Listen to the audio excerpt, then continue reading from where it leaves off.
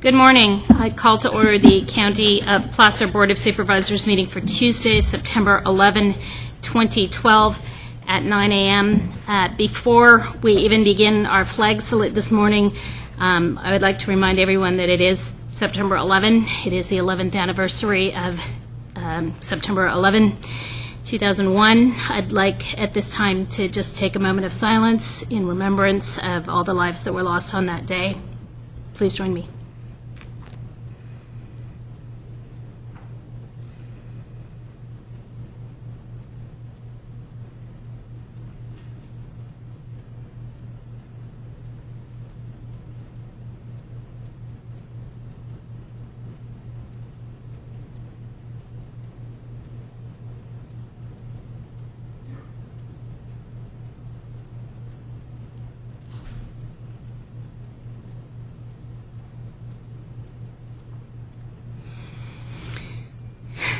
Thank you all for joining us in that moment of silence. We'll now move to the flag salute led by County Executive David Bosch. I pledge allegiance To the flag of the United States of America and to the republic for which it stands, one nation, under God, indivisible, with liberty and justice for all. Thank you, David. It's been brought to my attention that Chief Harris needs to leave a little bit early today to get to an appointment, so he requested the indulgence of the board that we move item 6 to the beginning of the agenda. Is there anyone who has any concern about that? Okay, as soon as we finish with public comment, then supervisor committee reports and consent, we will move directly to what is noted as item 6 on the agenda. All right. I think we need Ann to give us our rules and regulations. Welcome to the Placer County Board of Supervisors meeting of September 11th, 2012. Agendas are available on the wall outside this meeting room. If you are here to speak on an issue not appearing on the agenda, you may do so during the public comment period. There's a 3-minute time limit per speaker. The board is not permitted to take action on items addressed under public comment. When you speak, clearly state your name and address for the record. All items on the agenda will be open for the public to address before final action is taken. There's a 3-minute time limit per speaker, which will be monitored by a timer on the podium. If there is a person speaking on behalf of a group with no other testimony from another member of the group, please identify yourself as such, and your time may be extended at the pleasure of the board. Keep in mind that the chairman has the discretion of limiting the total discussion time on any item. If you are hearing impaired, we have listening devices available. It is requested that all pagers and cell phones be either turned off or put in the silent mode. Thank you for your participation and cooperation. Thank you, Ann. Now is the time for public comment. Anyone may address the board on any item not on today's agenda. Please limit your comments to 3 minutes, since the time allocated for public comment is 15 minutes. If all public comment cannot be heard at the beginning of this agenda in that 15-minute period, we will reopen it at the end of the meeting for additional public comment. So also please understand that the board is not permitted to take any action on anything raised under public comment. Now is the time for public comment. If there's something you'd like to bring up that is not on today's agenda, please come forward, identify yourself, and feel free. All right, seeing no public comment, I will close public comment. That was simple. We will move to Supervisors Committee reports. Supervisor Holmes? Thank you, Madam Chair. Although this isn't a committee assignment, I am on the board of the Gathering Inn. For those of you that aren't aware of the Gathering Inn, it's a nomadic homeless program in conjunction with 60 churches where homeless people that are clean and sober and have clean records are able to find a meal and a place to stay overnight. 6 weeks ago, they had to close their doors because of lack of funding. Last night at the Flower Farm in Loomis, at the reception, there were some grants presented. Wells Fargo presented a challenge grant of $80,000 to the Gathering Inn. The Placer Community Foundation presented a $10,000 challenge grant. Sutter Hospital, another $10,000 grant, and another $10,000 from Kaiser. So they're well on their way to their $200,000 goal. They will be opening their doors next Monday on September the 17th. On today's consent agenda, I'll be asking the board for approval of a $3,500 payment to the Gathering Inn from my revenue sharing account. So anyhow, they're back at it. Next Monday, they'll be opening their doors again and in good shape for the winter season. Thank you, Madam Chair. Thank you, Supervisor Holmes. Anyone else? Just wanted to report again, not actually one of my committees or commissions, but I did have the honor in the last 2 weeks of welcoming 2 different conventions to Placer County. First was the California State Sheriff's Association financial managers came up to Squaw Valley and had their annual meeting up there. It's important to us because it brings much needed revenue into our county. We do know they have 58 counties to choose from, so I'm always pleased when Placer is the one that's chosen. Everyone seemed to have an absolutely great time. And then the second was the County Recorders Association of California, also was in Placer County. They were here last week. They stayed at the casino down in Lincoln, had a great time, though I did encourage them to get out of the casino and see some other pieces of Placer County since that we have quite a lot to offer. But just really wanted to highlight the fact that our electeds are working really diligently to bring these kinds of conventions and meetings to the county, and I really wanted to just make sure that we recognize them for that. Seeing no additional committee reports, we will move to the consent agenda. This is a roll call. All items on the consent agenda, items 10 through 22, have been recommended for approval by the County Executive Department. All items will be approved by a single roll call vote.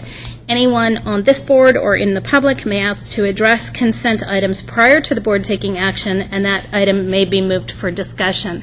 At this time, is there any desire from anyone on the board or in the public to move any consent items for discussion? All right, seeing none, this is a roll call. Ann? Move approval. Second. Jumping the gun. Holmes? Aye. Duran? Yes. Weigand? Yes. Euler? Montgomery? Yes. All right, at this time, as noted a little bit earlier, we're going to take an agenda item out of order. We're going to move to agenda item 6, County Executive Emergency Services. This is a Federal Emergency Management Agency grant. Looks like Rui Cunha and Chief Harris.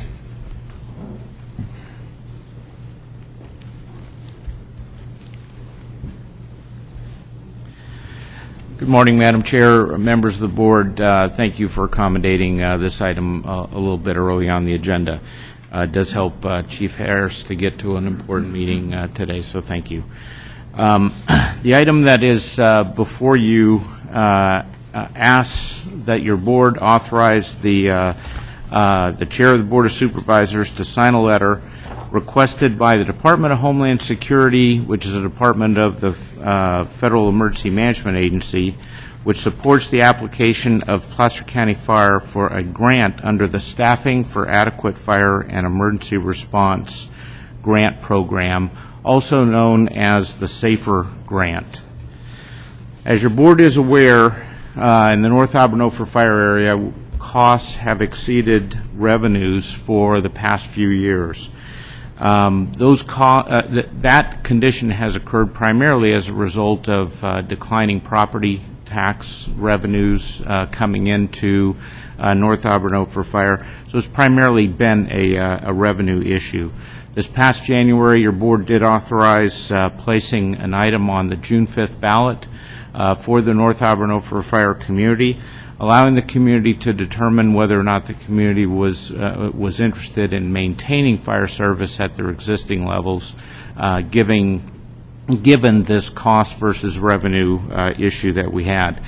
We asked the voters to vote themselves a $40 per parcel per year tax. The item, of course, failed June 5th. And we believe that it failed primarily because of one, the pending SRA fee, which, of course, the community will be affected by, but then also a general thought that adding additional taxes is not a good thing. And those two are the primary things that we certainly heard from the community as we got out of this.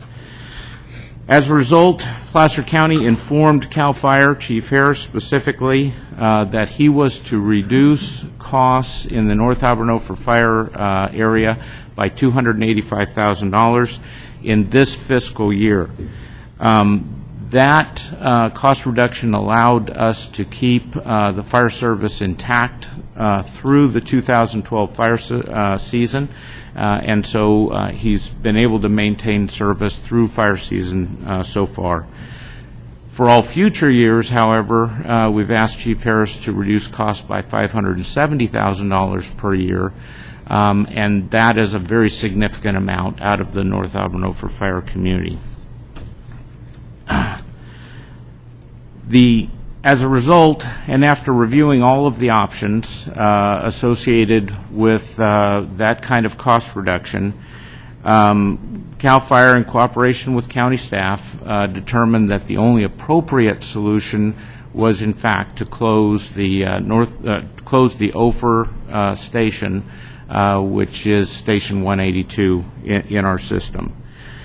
That station will be closed on or about January 1st of 2013, and that was the only responsible option that was available to us given the cost versus revenue issue that we're experiencing in North Auburn for Fire. This closure will, in fact, reduce services, fire service within the North Auburn for Fire area. Ophir will clearly be impacted, but so will North Auburn, so will Lone Star. All of those communities will be impacted.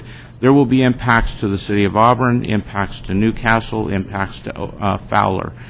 Those communities are all served through by that station. So there will be impacts throughout the system as a result of the closure of that station. In an effort to delay those impacts, CAL FIRE, working with Placer County, did submit for a SAFER grant. So the grant application has gone in, and the amount of the grant is $1.2 million. That grant will allow us to keep the Ophir station open for 2 years if, in fact, it is approved. That would ultimately delay the impacts that we're discussing. In a recent correspondence by the SAFER Grant Administrator's Office, the SAFER Grant Administrator's Office has asked that Placer County include with our application a letter that will allow for the application to continue to be considered. That letter ultimately, which is attached to this board packet, commits Placer County to complying with the normal Department of Homeland Security standard administrative terms and conditions, federal financial requirements, programmatic reporting requirements, and, very importantly, because we haven't seen this before, guarantee no layoffs within the Placer County fire system during the period of the grant. And that's for the full Placer County fire system. As your board is aware, we do comply with the federal requirements associated with federal grants on a routine basis. Every year we comply with all of the administrative requirements that the feds have.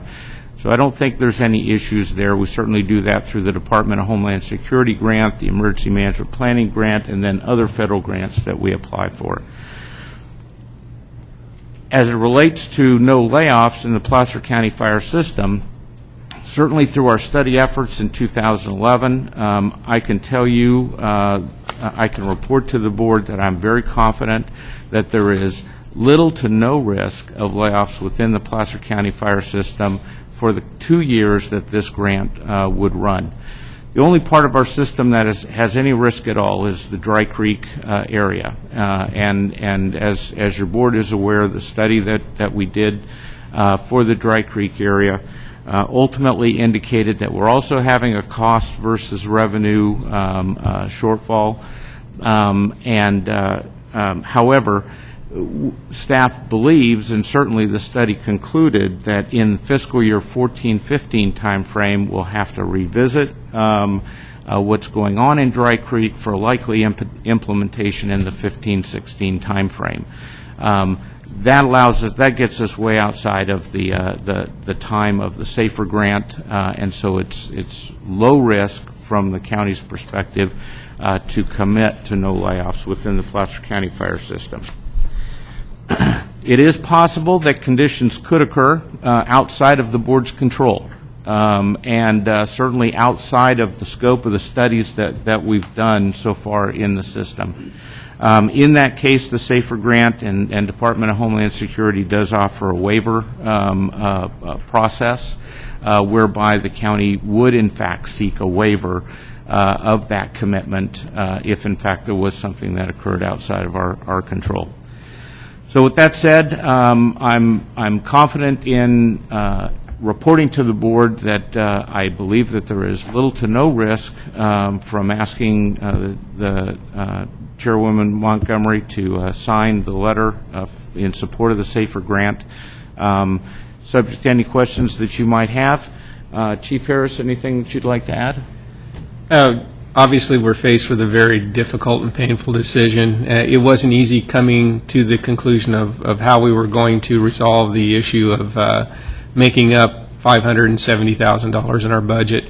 After looking at all the different options that were available to us, we came down to only one conclusion, and that conclusion was that the only way that we were going to meet that shortfall was by closing the Ophir station. It's going to have impacts, very severe impacts, not only to the direct area it protects, but as Rui was stating earlier on, the communities that surround it. So this is an opportunity for us to go forward and try and defer that for 2 years in hopes that we can come up with a different solution in 2 years to keep the station open permanently. I take the correspondence that we got from FEMA as a good sign. We've cleared the first hurdle in the SAFER grant. There's several hurdles left to go, but we're working diligently to do what we can to make sure that this grant goes through so we can continue to serve the public at least the level that we are right now. Thank you, Chief Harris. Supervisor Duran? Yes, thank you, Rui and Brad. Tell me a little bit about the grant. The 1.2, is that an all or nothing, or could they come back and say, we'll give you half? Tell me a little bit more about that. Well, our experience so far with the SAFER grants, and we've utilized this in another jurisdiction that I oversee in Marysville, when you're awarded the grant, it's a solid commitment from FEMA that you're going to get the full amount of the money, at least to what you expend during that 2-year grant period. They haven't, as of yet, came back and reduced the grants after they've been awarded, so I'm confident that if we get the $1.2 million, that is going to be a firm commitment from FEMA that we're going to maintain that $1.2 million until the term of the grant expires. And is there a specific amount of money that's available for this particular grant program? I don't have the exact figure, but it is a grant that's offered nationwide. A number of jurisdictions are putting in for it because everybody's starting to feel the financial pinch. Right now, it appears as though we've cleared the hurdles that we need to clear in order to be in the group that's being seriously considered to have this grant awarded to them. So Okay. Hopefully we'll be successful in getting the grant. That's all I have. Thank you. Seeing no other, seeing no other questions, what's the pleasure of the board? All those in favor? Aye. Any opposed? Any abstentions? Motion carries. Thank you very much. And again, thank you for indulging me in my tight schedule today. Thank you, Chief Harris. We're always happy to see you here, under whatever constraints. All right, let's move to our 9:15 a.m. timed item. This is a Board of Supervisors item, Save Auburn, Ravine, Salmon, and Steelhead update. Jack Sanchez and Kelly Velasco presenting, I believe. Supervisor Wygant, did you have some preliminary comments? I know you can. I was wondering if you did. Welcome Jack and Kelly up to the podium, and anxious to have you all hear what they've been up to and some of the exciting things that are going on that I think are commensurate with a lot of projects that we have underway, but particularly the Placer County Conservation Plan and the regional sewer. So. Excellent. And I also want to mention that I see Stan Nader as well, who seems to have some posters in his hand, so it looks like we'll get some takeaways today as well. A little bit of update on what's going on with Save Auburn, Ravine, Salmon, and Steelhead, SARSIS. As you know, we're an all-volunteer organization, so all funds collected go directly to our mission, which is to return salmon and steelhead to the entire 33-mile length of the Auburn Ravine.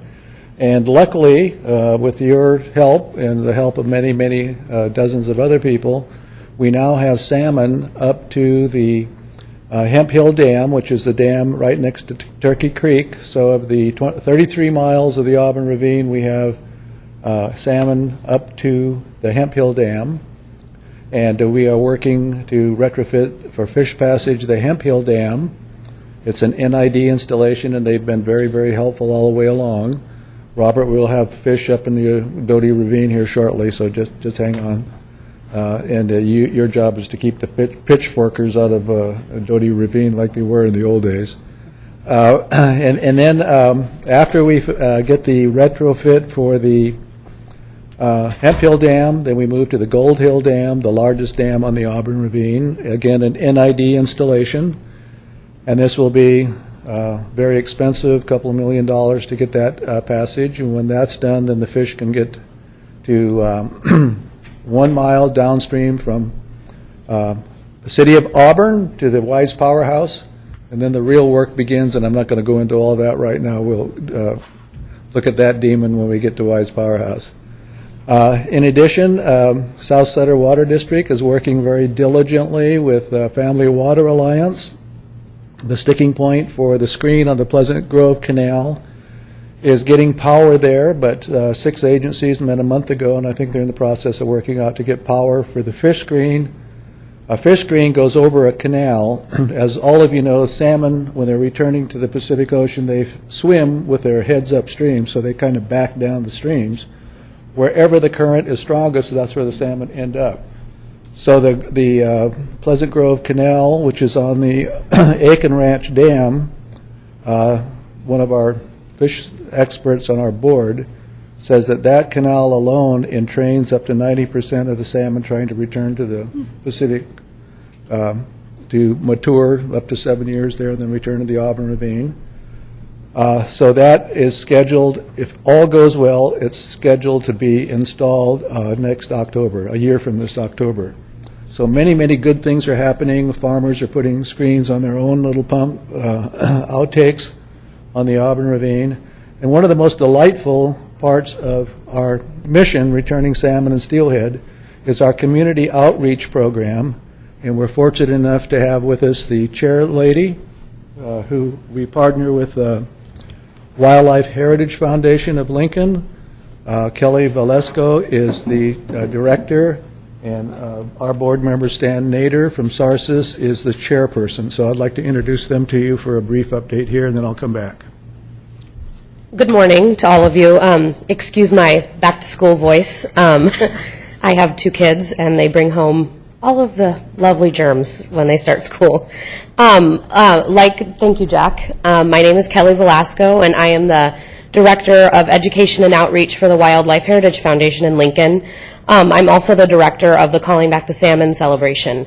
And the Wildlife Heritage Foundation and SARCIS partner every year to bring this festival to the community. And it really is sort of a community outreach festival, trying to inspire our larger community to help us and participate in our efforts to bring a healthy, thriving salmon population back to Auburn Ravine. We have a lot of interactive booths that come to the festival. We have a kids village. This year we're going to have live music with Mumbo Gumbo. The festival is free and open to everybody, and we really think it's a valuable time for us to come together and participate as a community in really bringing back salmon, and then the larger issue of keeping our waterways healthy, and having citizens in the community really start thinking about how they can do that and participate with us. It's on Saturday, September 29th from 12 to 5. And we actually also on the 30th, on Sunday, we have a spiritual blessing. We go out in the morning at 8:30 in the morning at Auburn Ravine at McBean Park we gather and just talk about our intentions for the ravine and what we really want to happen there, and putting out those good intentions. It's a moving ceremony. It's non-religious. It's just sort of a quiet time for people to come together. It's really beautiful. I've been there for the last 2 years. It's really, really nice. We actually this year are adding new things. We have an art show that we're adding to the festival. So we're having artists from the community enter into an art show, and there will be a winner. And we actually will have a raffle of that piece of art at the celebration on Saturday. We also have a salmon run that's just coming to fruition right now. We're going to have a 5K, a 10K, and a half marathon, and it will start and end near McBean Park. All of that information is on our website. It's www.callingbackthesalmoncelebration.org. We have all of the information on there that you need to know about the run, the art show, and just all of the stuff we're going to have at the celebration. I hope to see some of you there, hopefully all of you, and thank you very much for your time. Thank you, Kelly. Stan, did you have something you wanted to add?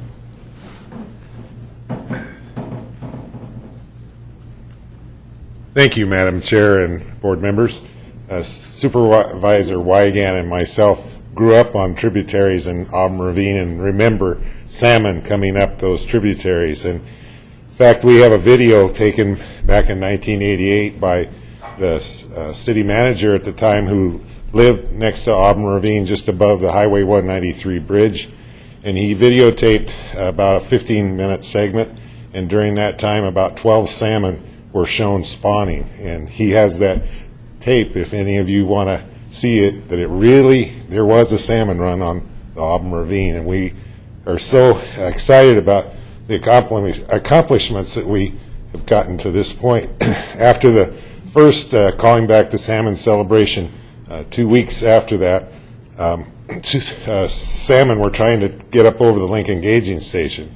There was a couple of young men there, and they caught the fish and they threw them up over the gauging station. Well, the salmon won't need to do that anymore because with our collaboration with NID, we got the fish ladder built. It was a little more expensive than they expected, and it impeded the salmon being able to come up last year because they had to reduce the water flow. But we're excited that that won't be the case this year, and that salmon can now get up over the gauging station. So appreciate the board's support, and we have posters that we would hope that you could put up somewhere here, so we encourage, because we want to include all the communities of Placer County to come to this event. So I thank you again for your support. Wonderful. Thank you, Stan.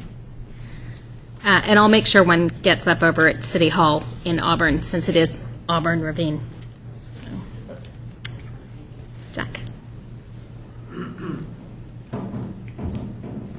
Is it my understanding that you have passed a proclamation? Yes, but I believe Supervisor Wygant has that proclamation. I don't have it with me. Oh, you don't have it. Oh, dear. Okay. Well, anyway. I understand that we passed one as well. Yeah, I understand that. My understanding is that you've passed a proclamation declaring the month of October in perpetuity Salmon and Steelhead Awareness Month, and this is just a giant step forward in the outreach that we do for awareness of what a treasure the Auburn Ravine is. And to add to what Stan said, Department of Fish and Game's outstanding biologist, James Nowicki, in 2005-06, did a study on the Auburn Ravine. They took 2 sites, and they counted the number of salmonids, the family that steelhead trout and salmon belong to, and lo and behold, in one location, they counted 11,000 trout per mile. Imagine this, 11, when I go down there and look, I can't see any fish. They found 11,000 trout per mile. In another location, they found 4,000 trout per mile, so they added the two together, and they said officially, in the Auburn Ravine, there's 7,000 trout per mile. So if it's not the richest, it's one of the richest trout fisheries in Northern California. Anyway, ladies and gentlemen, distinguished board members, fish supporters, first and foremost, thank you for the Salmon Proclamation. It's a tribute to the work that so many are doing to restore salmon and steelhead to the streams of Placer County. Sarsis is proud to be a part of the progress being made with the Auburn Ravine. Salmon and steelhead can now travel all the way to the Hemp Hill Dam, as I mentioned earlier, without any barriers.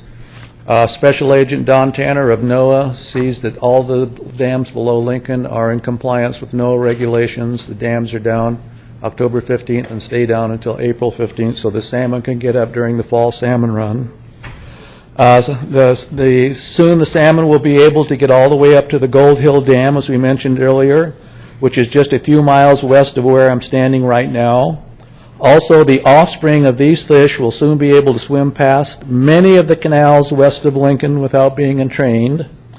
In October next year, screens will be installed in the largest canal, the Pleasant Grove Canal, as I mentioned earlier, and this will be a major success for salmon and steelhead. I used to be an avid salmon fisherman and go to Alaska and Canada to fish. Now, I've learned so much about salmon. I think they're the highest form of an animal on earth, so I don't fish anymore, so I just pray to the salmon. You know, Robert still fishes, however. With everyone's help, a lot of collaboration, and a few buckets of money, we will accomplish the mission of Sarsis, and that is to restore salmon and steelhead to the entire length of the Auburn Ravine. I personally want to thank each one of you who has been so instrumental in helping, and I want to thank Jennifer Pereira, who spearheaded this all with you folks and with us, and without her, this would not have come to fruition. So I thank you all. Thank you, Jack. And just to be clear, we do have a proclamation somewhere. It's been, as things sometimes happen, mislaid. Exactly, yeah, exactly. Barbless hook proclamation. I would be fascinated, however, to see the salmon run. Sorry, just had to say that. Just because I have you all here, and this is what I do all the time, is it okay if I can leave these maybe with just here and you can distribute them? Absolutely, and we'll make sure that they get to the front of county offices so other folks can see them as well. Thank you so much, and I apologize for having mislaid the proclamation, but we will get that to you. All right. We're moving now to our first departmental item. This is item number 4, Administrative Services, Procurement, Blanket Purchase Order, County-wide. Brett Wood presenting. Good morning, Chairwoman Montgomery, Supervisors.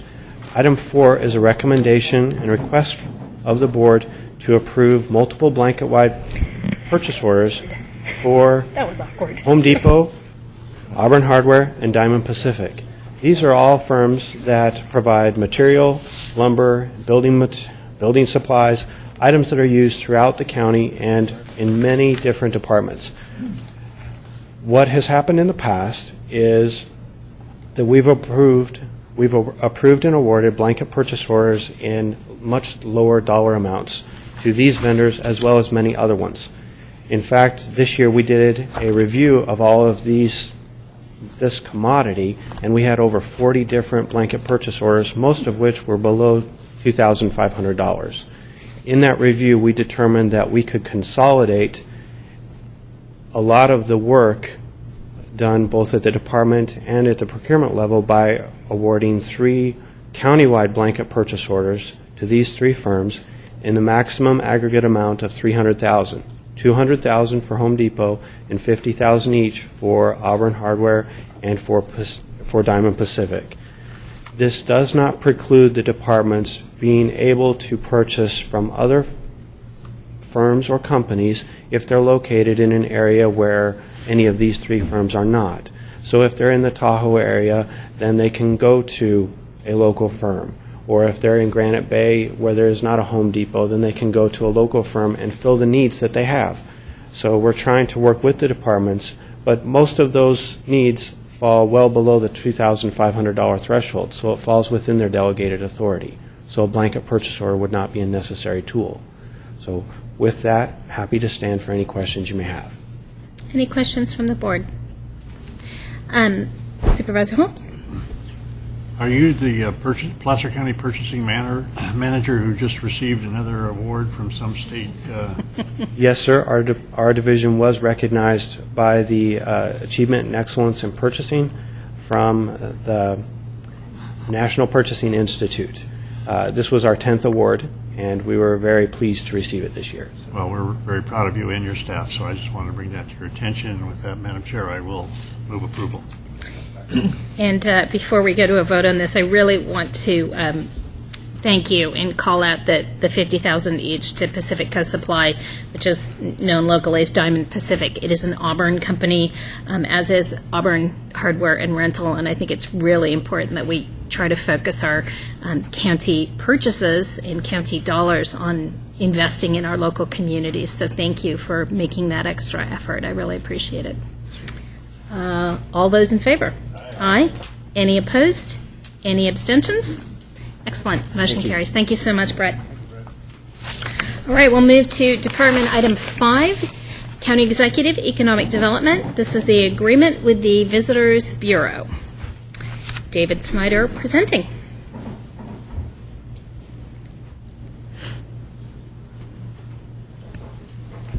Good morning, Madam Chair, honorable members of the board. I have with me this morning Mr. Jan Decker, Executive Director of the Placer County Visitors Bureau. And this morning's action is to adopt a resolution authorizing the county executive or designee to execute a services agreement between the Office of Economic Development and the Placer County's Visitors Bureau for operation of the California Welcome Center at their new address, 1103 High Street, Auburn, and that is in the amount of $270,000 funded from $185,000 in Western Slope TOT, $45,000 in net county cost for the State Fair booth, and $40,000 in Eastern Slope TOT for the period July 1st, 2012 through next June 30th, 2013. As most of you know, the Bureau has been around since 1998. The current membership on the board is inside your packet. It represents leisure and hospitality, agriculture, attractions, arts, culture, history, and recreation. So this is a one-year contract based on the work plan and sufficient TOT revenues to fund the plan. Their scope of services is found in Exhibit A. Their key activities this year will include advertising, cooperative marketing, furnishing events, production of press releases, another year of our award-winning State Fair construction management and oversight, some website enhancement and maintenance, as well as continued partnerships with tourism-related community organizations, et cetera. I think we all had a little bit of trepidation when the Welcome Center and Jan's Visitors Bureau moved to downtown. We weren't exactly sure how traffic, foot traffic in particular, parking, et cetera, some of those things would pan out, but I think he'd agree that it's exceeded our wildest expectations so far, so very good success there. And with that, I would move your approval of the item, if you so feel. Any questions from the board on this? I just want to note, actually, on page 142 of our agenda, there is a little bit of discussion under fiscal impact about there was a delay in the visitor center being able to relocate, not due to anything on Jan's part, but obviously some issues with the structure that needed to be worked through. There were some increased costs to the county for that, but we have been able to work out an agreement where those costs will be repaid back to the county over a longer period of time than initially envisioned. But I think the move has been absolutely phenomenal. Every time I've stopped in or just driven by, I see folks in there, which is a very distinct change from when it was up in the Bowman area. Really, really pleased that you were able to make the move, really pleased that we're able to fund it. And I think it's important to note as well the contribution from the Eastern Slope TOT, from the Resort Association TOT dollars. All of our 3 different tourism bureaus in the county really need to continue to work together to create that synergy that will sell our entire county. And I think it's very important to note those dollars and that they are also referring people up the hill. Jan wanted to give you the opportunity I wasn't sure if I'm supposed to come up here. to speak.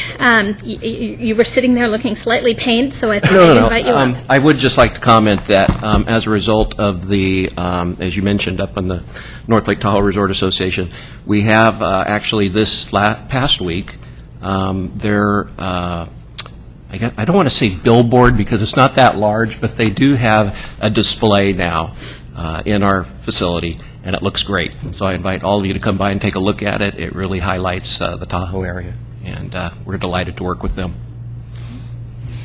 Any other questions from the board? Comments? All right, what's the pleasure of the board? All those in favor? Aye. Any opposed? Any abstentions? Motion carries. Thank you very much. Thank you. Thank you.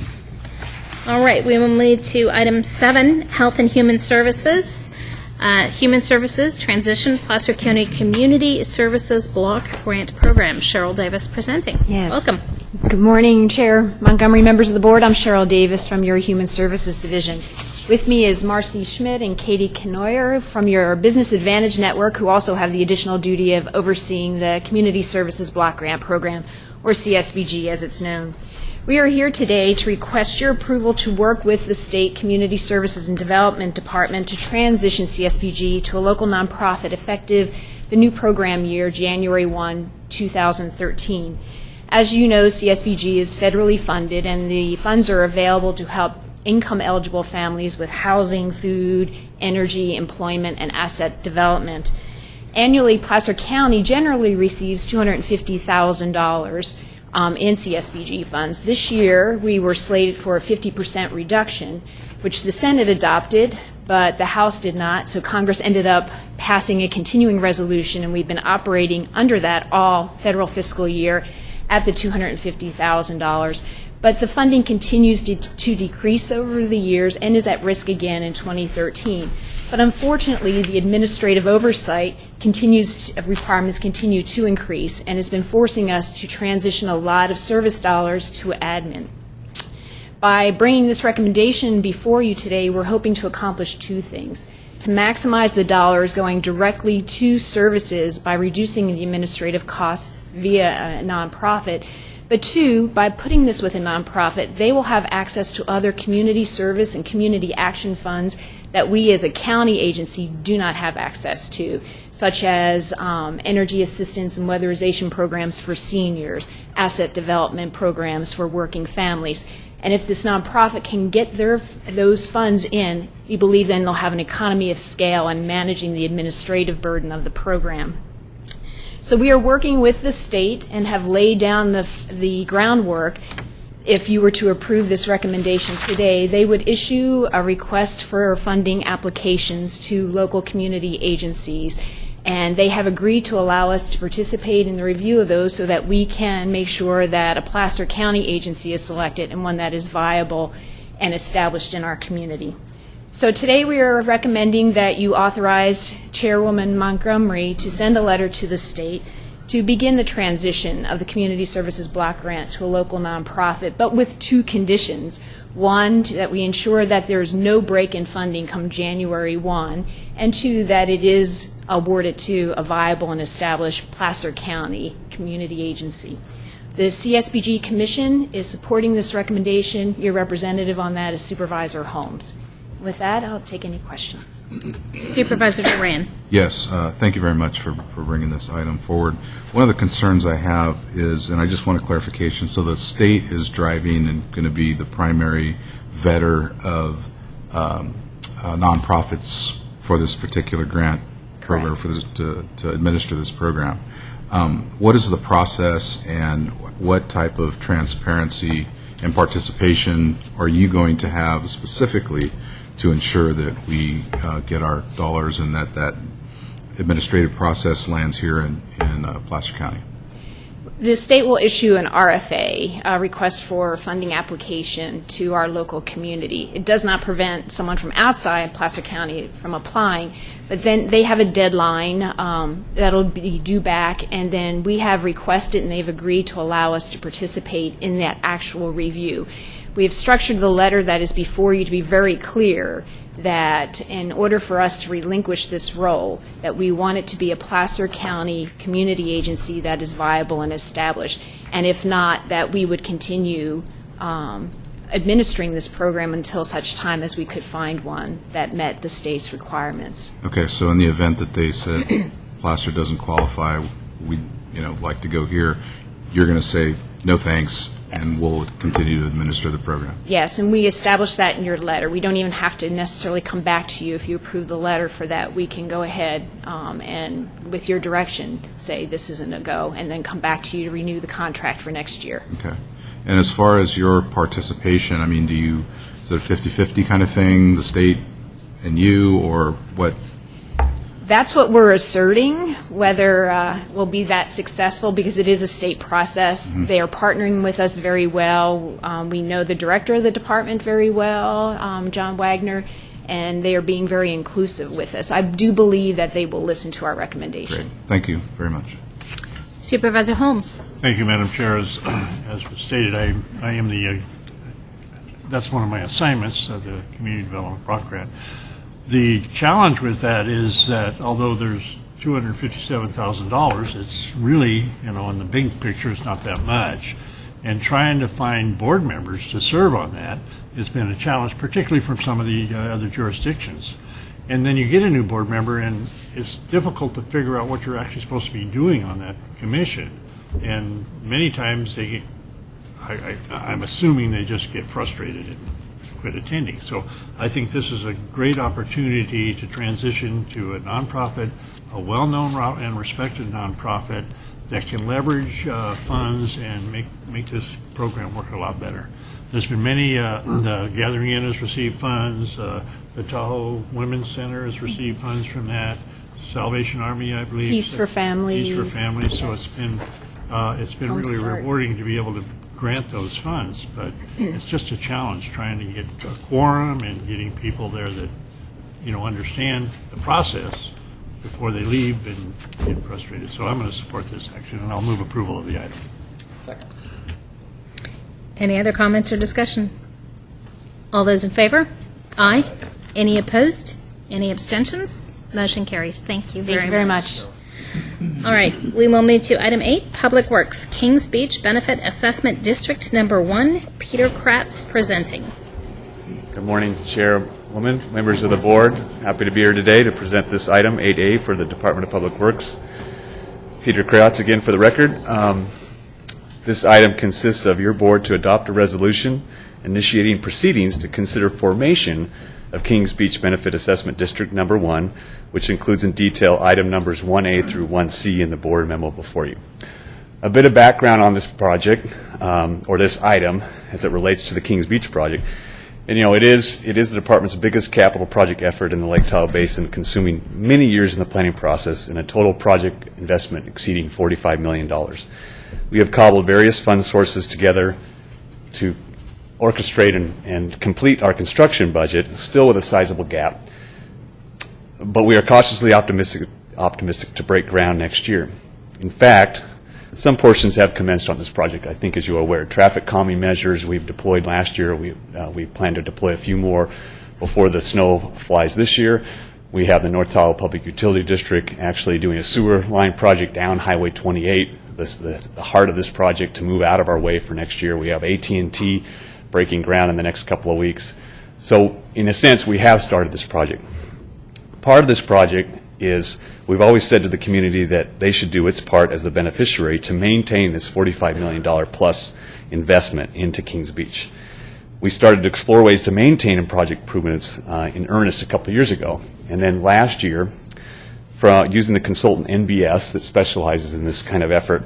The department explored the feasibility and appropriateness of an assessment district or other financing mechanism to fund the maintenance of, and let me back up and say what we're talking about really are the streetscape improvements of the Kings Beach Commercial Core Improvement Project. Those things like the sidewalks, that we don't have any in Kings Beach right now, streetscape furniture, trash receptacles, landscaping, all those things that are part of this $45 million project. So that's the focus of this idea of setting up a funding mechanism to maintain those improvements and make sure they last a very long time. We looked at the Tawa City approach, and in terms of we did that project several years ago. Property owners today, they maintain those improvements under a different mechanism than what we're thinking about today. And we used the consultant to look at other methods used statewide in California for similar type situations. Community outreach and meetings occurred last year with involvement and support by the North Tawa Business Association, followed by analysis of district formation, determining an annual maintenance budget, and equally important, how parcels would be fairly assessed based on a number of site factors such as proximity to the improvements, length of sidewalk fronting of property, and other site factors. Ultimately, we sent out information, an information package in May of this year to prospective property owners in the proposed district boundaries about the process, analysis, estimated costs, and then informal polling occurred this summer with assistance from the North Tawa Business Association. If the actions are approved today before you, the analysis performed by our consultant MBS will provide the basis for finalizing an engineer's report that will outline the proposed assessment district boundaries, annual budgeted costs, analysis of benefit, assessment methodology, and proposed individual property owner assessments. The engineer's report would then be considered for approval at the October 23, 2012 public hearing, should the board approve to form the district at that time as well. And then just to show what's up on our slide are the boundaries of the proposed district that you see in front of you. Obviously Highway 28 bisecting the community there, and then the boundaries really just go on either side and go essentially up one block up from Highway 28 on the Fish and Mammal Street. So that gives you an idea. You know, we spent a lot of time with our consultant trying to figure out, okay, what should the boundaries be in terms of the benefits. At one time we talked about, should it be the whole neighborhood? And at some point you just ultimately have to draw a line in the sand in terms of, you know, everybody in this community, and I think in all of North Shore is going to be a benefit. They'll benefit from this project. So, but we had to hone down and look at what are the main beneficiaries of this, and our consultant assisted us with coming up with this boundary. Environmentally, the proposed actions today are not a project as defined by CEQA, and the project itself is cleared environmentally to proceed. The effort we've gone through to date in terms of analyzing the idea of forming a benefit assessment district is borne by our design costs for designing the project, and the annual district budget, if approved, if we go through these series of meetings and we actually issue ballots at the October 23rd, if it's approved and all that, obviously the annual budget for the maintenance of this district will be borne by the property owners themselves. That's where we're trying to drive it. So finally, the formal request of your board is to adopt the resolution before you in accordance with actions 1A through 1C of the memo and further articulated in the resolution document. And for the record, I do want to point out that the public hearing, again, if you approve the actions today, would not occur before 9 a.m. in the morning, and the public hearing will be occurring at Sugar Bowl on October 23rd, so for the record as well. So here I stand before you for questions. I know that we have a representative from the North Tawa Business Association who may want to speak later on about supporting our efforts to date, and again, happy to answer questions that you might have. I don't see any questions from our board. I did want to note just a couple of things in the staff report for anyone who's listening at home and may not have read the staff report. I think it's very important to note that the state has indicated that, much like in Tahoe City, they would not be interested in maintaining these new amenities once they're installed. And so it's important for us to identify how to maintain the infrastructure that we're going to be bringing into the community. I think it's also important to note that the assessments would not be imposed until that funding is actually needed. Correct.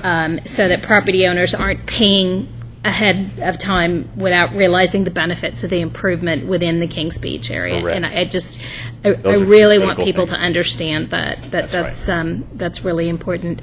Joy is here from the NTBA. Did you want to come forward and say something? Thank you.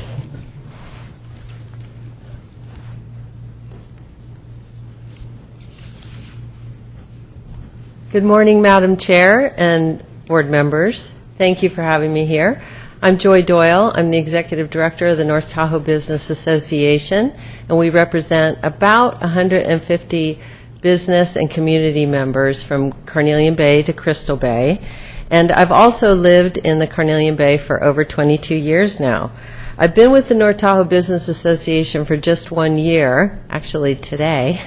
But before that time, long before that time, the North Tahoe Business Association has worked closely with the Department of Public Works on the formation of a benefit assessment district in Kings Beach. I shouldn't say just a benefit assessment district. They looked at many different assessment district types that would work within Kings Beach, and this is where we've landed. I wanted to note to the board that the Benefit Assessment District in no way does the North Tahoe Business Association benefit by the formation of this benefit district. We just believe it is the right path to go to support the county's investment in our community. Just a little bit of background. Peter talked about some of this stuff, but in December of 2011, we worked closely with the Department of Public Works and NBS, our consultant, on a series of public outreach meetings. We wanted to inform the public of what was going on and gather their feedback. And from those meetings, we did make some changes to the list of services that the district would cover, as well as gathered more feedback. In the spring of 2012, we collaborated with the Department of Public Works on a letter which took far longer than it should have, but we wanted to be very strategic about the way our outreach to the property owners within that proposed boundary. We wanted to inform them of what their proposed assessment would be, the timing of the assessment, and the methodology. So it was really the first time we sort of came out of the closet after many, many years inside the closet. And simultaneously, the North Tahoe Business Association formed an outreach team. It consisted of several members of our board and property and business owners within the proposed boundary, which we felt was very important. That team followed up by phone and in person with about 50% of the weighted assessment property owners. And we found the team had showed there was overwhelming support from that outreach in support of the formation of this district. So we were extremely encouraged by that. And because of those results, and because the North Tahoe Business Association is committed to the proper and fair maintenance of these infrastructure improvements, we wholeheartedly support the formation of a benefit assessment district in Kings Beach. And we thank you very much. Thank you, Joy. Thank you. Peter, did you have any additional comments? Real quick, if I could just take the liberty to show you a few slides, just to remind your board and everyone here today, this long-term effort and where we're trying to get, and really the benefits that we would see on the ground once we build the project. So I'll just a few slides that really shows existing conditions in the upper left, and then what it would look like on the lower right following construction. North Tahoe Event Center, that's kind of the middle of town, what things look like on the upper left, and then with the sidewalk along the highway. Same sort of thing, more formalized parking along the highway with our sidewalks, as you can see. The roundabout at Bear and the entrance into the state park there with Lake Tahoe on the right. Again, the other roundabout, I think it may be the same one looking west. And again, this is more towards the east side of town, center of town, and way over on the east side of town towards Nevada. really trying to just show you the transformation that we've all been kind of dreaming about for several years. I've been dreaming about. I can't wait to break ground. It's sorely needed in this community. I mean, you go there on a busy summer day like this summer, where I think the economy was definitely up this summer.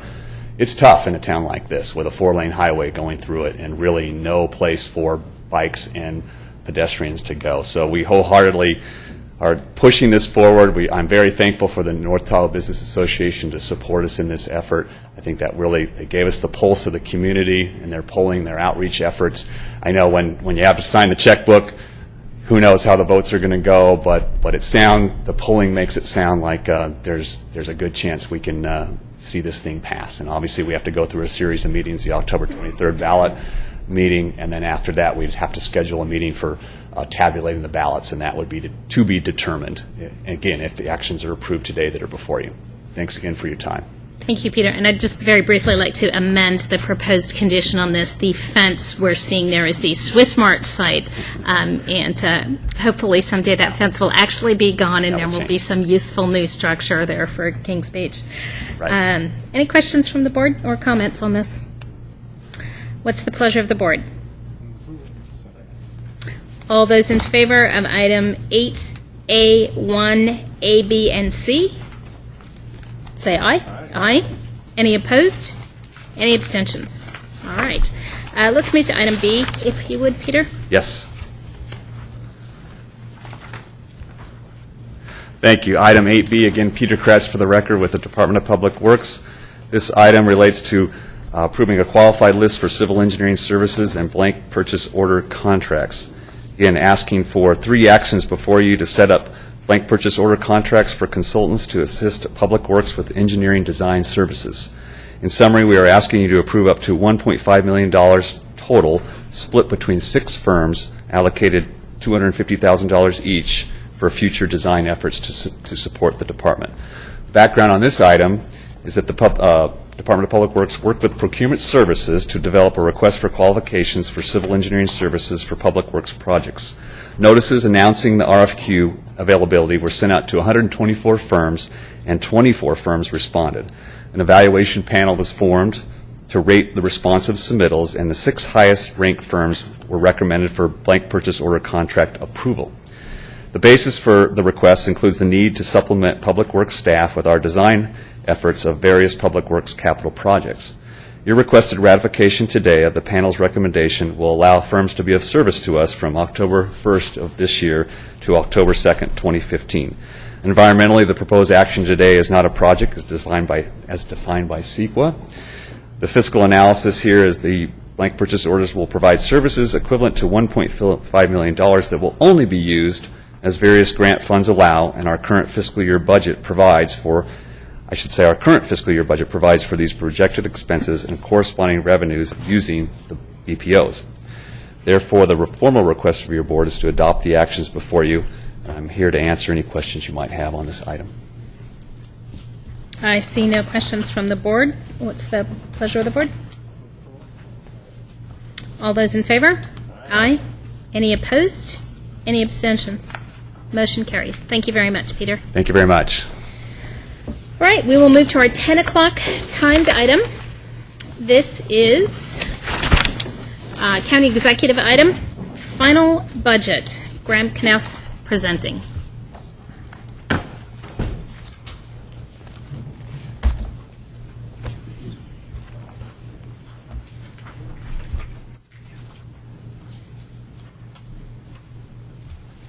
Good morning. Good morning. Madam Chair, members of the board, I am Graham Canal from the CEO's office, and will be distributing a correction to one of the PowerPoint slides. This is slide 6, will be reflected in the presentation and in the copies in the rear of the chambers related to one of the slides. This is a critical step in our budget development process, which at a staff level began last fall in our office, in departments, and formally involved your board beginning in December with some presentations and direction and some formal actions from you over the course of the spring. And I note, Graham, if you don't mind me interrupting, that this is a public hearing So we will actually convene the public hearing as of now. Go for it. Yes, ma'am. Thank you. Thank you.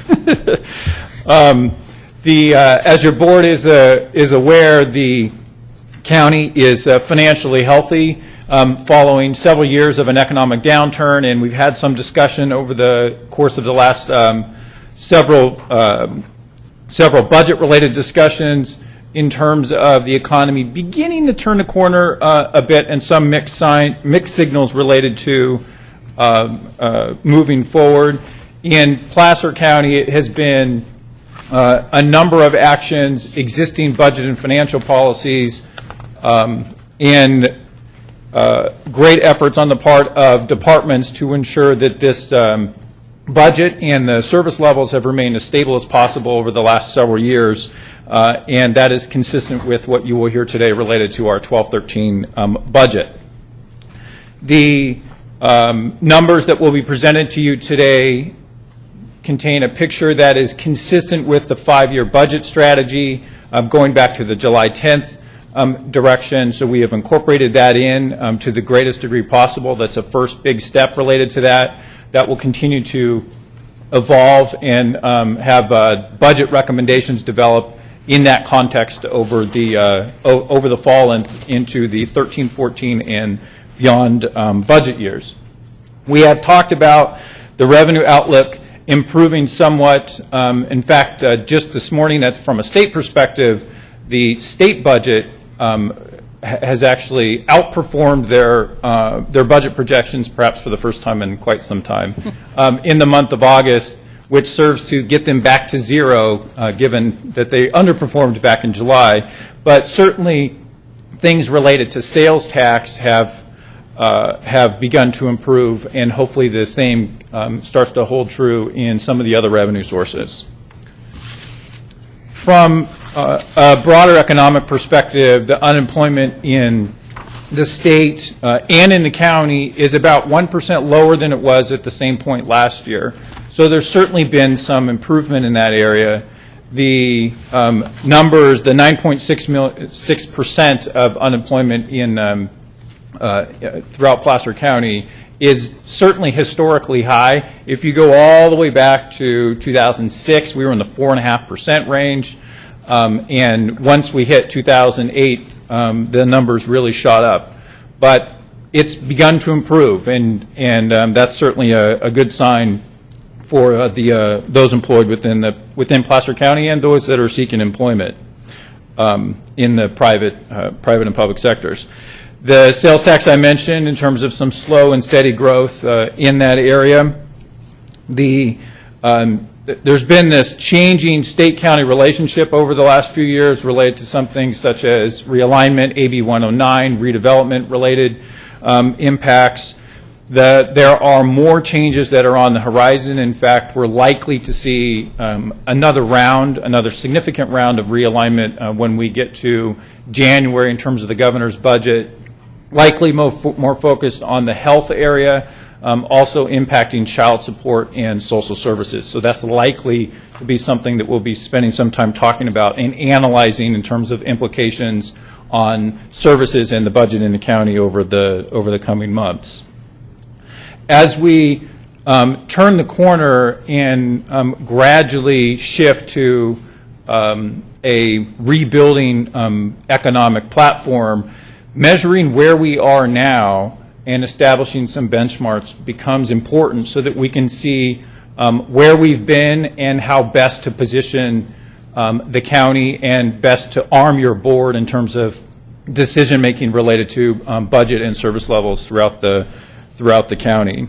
I think that also is about communicating the compelling public value of the stellar and broad set of services that are provided here in Placer within the resources that are available.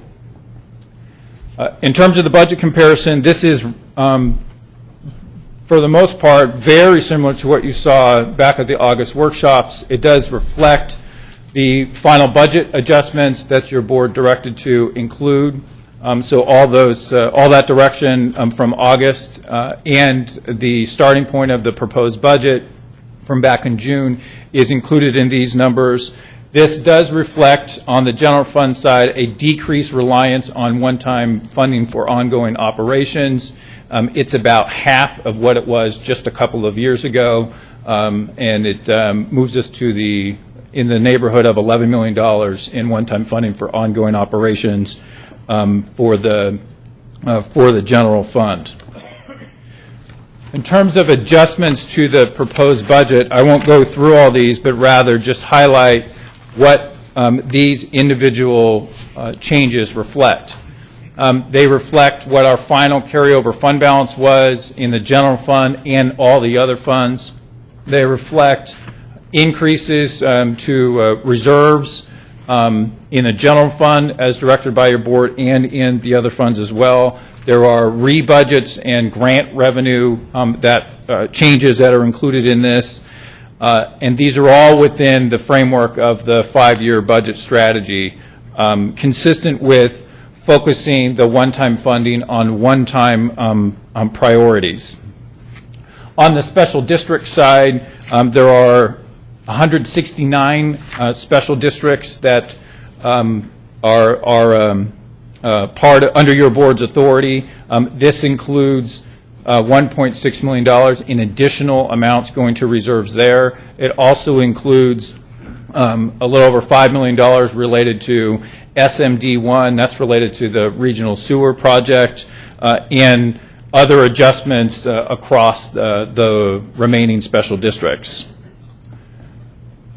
In the past, we have shown a similar chart related to public safety, and what we've done today is broaden that to include each of the major funds. And in fact, this is the one that was just distributed to you with a correction. This chart is intended to show a picture over the course of the last several years related to total expenditures, which are across the top line, the categories, the primary categories of revenues within that fund, which you can see down below in red, which is primarily property tax, but also sales tax. The green of intergovernmental, that's the federal and state funding, and other revenues. And each of those added up gets you to the top total revenue line above. As you'll note, there is a gap between the total revenue line and the total expenditure line, and that will hold true in all of the funds consistent with how we build budgets. That gap is covered through one-time and ongoing fund balance carryover and other.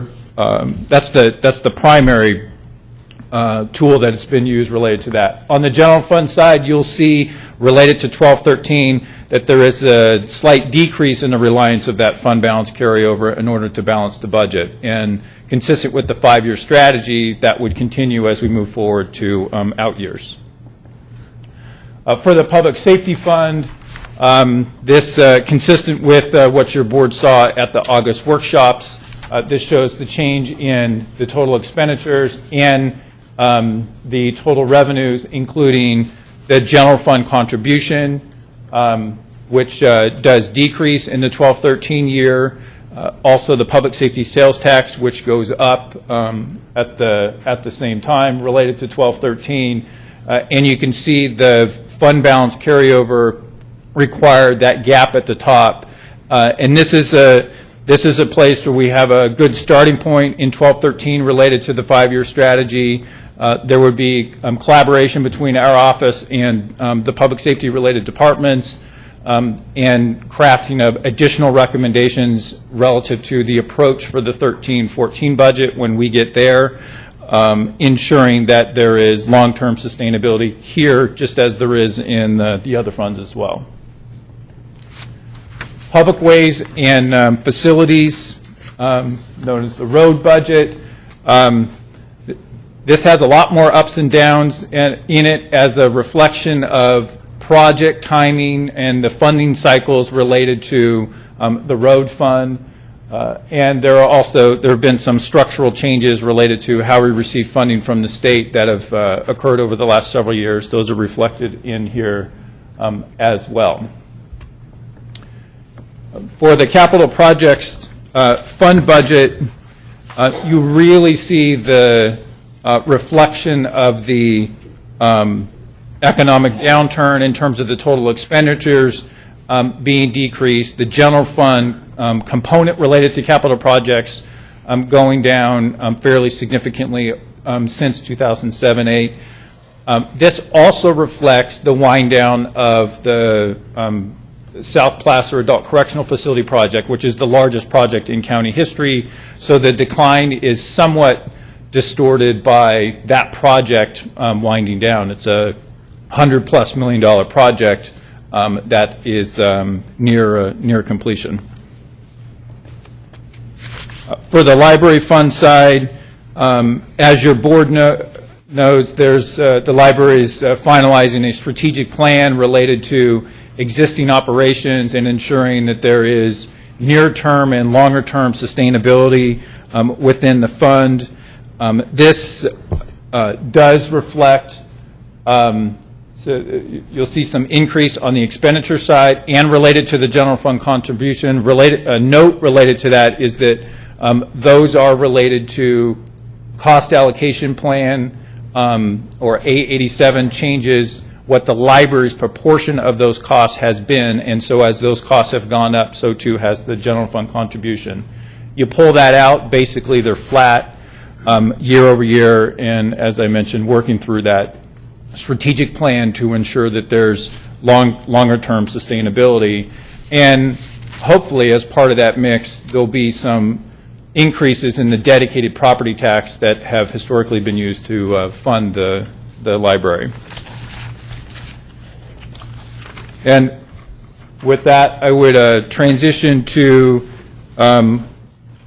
where we are today relative to the public hearing on the final budget. If you'd like me to pause before I move on relative to public comment, I'm happy to do that, whatever the pleasure of the board. Let's see, is there any questions or comments from the board at this point? Any questions or comments from any member of the public? Seeing none, why don't you just move on? Okay, thank you. What we are seeking today is your board's direction related to preparing the final budget resolution, which we would bring back September 25th. That would include all of the detailed schedules on the total, the county operating budget, also for the special districts, and the detailed actions associated with that. It would also include the annual allocation ordinance related to positions, and that would reflect some changes related to CEDRA that were discussed and directed at the workshop as well in terms of some of their positions. We would pull all that back together and return on the 25th to present the final budget for your board's adoption. And with that, I'm happy to entertain any questions and would request your action. Any questions from the board? Supervisor Euler. You specifically mentioned CEDRA by way of positions. What about the district attorney's office, the investigator positions? The direction provided by your board related to the district attorney and the two investigator positions at the workshop is folded into the budget as presented to you today. Mm-hmm. So the CEDRA-related changes require additional action on top of what's in the budget, which is why that particular item would come back. All other direction provided by your board at the August workshop has been reflected. And that's reflected in attachment 1? Yes, that's correct. Okay. Yeah, under public safety fund. Mm-hmm. Okay, thank you. Any other questions or comments from the board? Okay, this is a public hearing that we will take any public comment on the budget, receive any requests for changes. Any public comment? Requests for changes? Seeing none, I'm going to close the public hearing. We're being asked at this time to direct staff. This is item 2A, 2A through H. And this will be a roll call. Any questions or comments on any of that before we move to that? Seeing none, what's the pleasure of the board? All right, this is a roll call. Euler, Duran, Wygant, Holmes, Montgomery. Yes. Excellent. Thank you very much, Graham. Thank you. Anything else on that you wanted to wrap up with? Thank you. Thank you. Excellent. All right. We will move on to our 10:15 timed item. This is also a public hearing.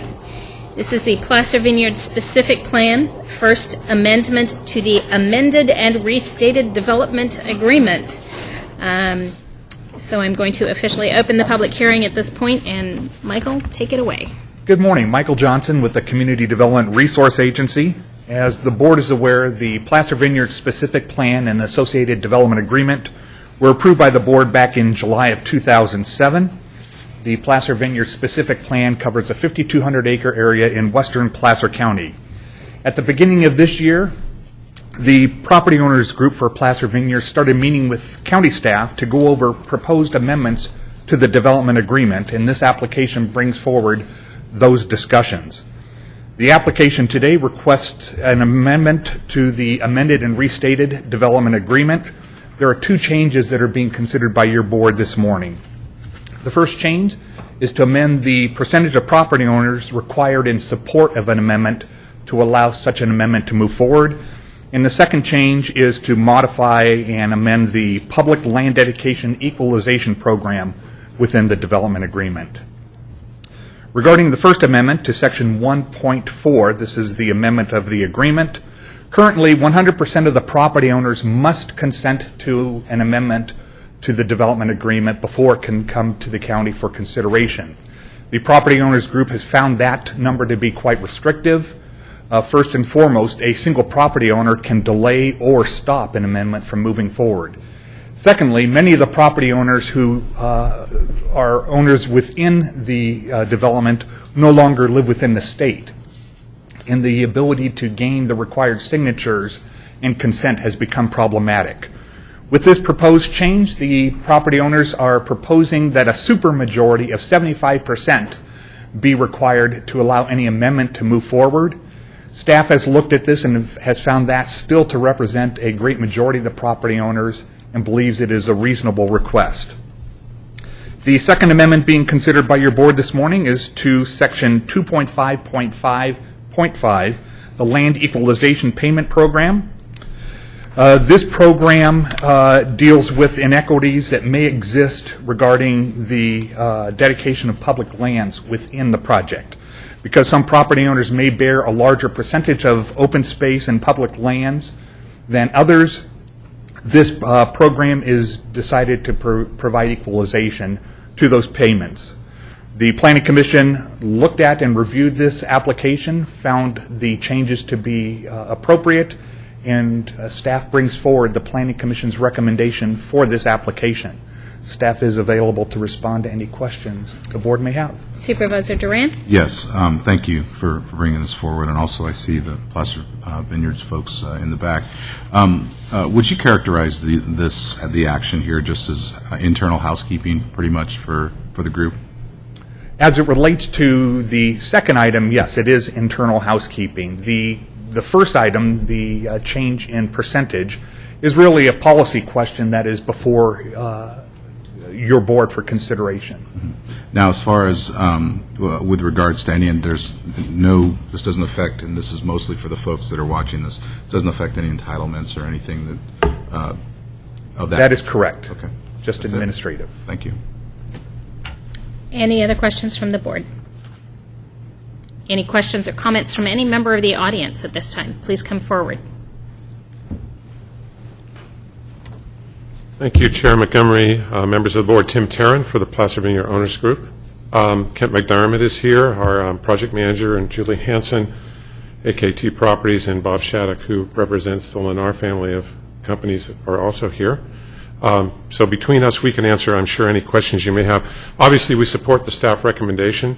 I would just like to add, obviously, staff's been great to work with. They've been very constructive and helpful in this process. Michael Johnson and Karen Schwab in the County Counsel's office especially. The policy question on the voting, I would say that's a policy question that's technically correct, but it's important for you to note that 100% of the owners have agreed that 75% should be able to make amendments to the agreement. So I think that very powerful statement, and hopefully one that will support your decision to go with the staff recommendation. Thank you. Thank you. Any other public comment or questions at this time? All right, seeing none, I'm going to close the public hearing and bring it back to the board. What's the pleasure of the board? All those in favor? Aye. Any opposed? Any abstentions? Motion carries. Excellent. We'll now move to closed session. Jerry? Board will now adjourn to closed session to discuss the items on item 9 on the agenda, existing litigation, Kevin Brady versus County of Placer and Robert Raymond versus Jim McCauley, County Clerk Recorder Registrar. And there'll also be a conference with labor negotiators regarding the Deputy Sheriff's Association.